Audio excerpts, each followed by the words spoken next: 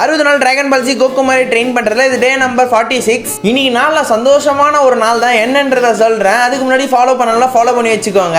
நமக்கு இன்னைக்கு வந்து பாத்தீங்கன்னா ஸ்ட்ரென்த் ட்ரைனிங் தான். சரி பண்ணலான்ட்டு ஜிம்முக்கு போய் பார்த்தா ஒரு ஆள ஜிம்ல காணோம், லிட்டரலி யாருமே கிடையாது. இதுக்கு முன்னாடி வீடியோல புல் அப் சேலஞ்ச் பண்ணிருப்பேன். அது பண்ணதனோட விளைவா பைசெப் சரியான பெயின், தூக்க முடியுமா முடியாதான்ற பயம் வேற ஒரு பக்கம். 106 கேஜ் தூக்கி போட்டேன். அப்படியே மொத கவுண்ட் போட ஸ்டார்ட் பண்ண எப்படியோ வந்து பாத்தீங்கன்னா மேல ஏறிடுச்சு. சரி அப்படியே முக்கிட்டு ட்ரை பண்ண அப்படியே பேக் டு பேக் அடுத்தடுத்து 2 கவுண்ட் போட்டேன். சரி இன்னும் ஒரே ஒரு கவுண்ட் ஏதாவது பண்ணி புஷ் பண்ணிடலான்ட்டு எப்படியோ ட்ரை பண்ணேன்.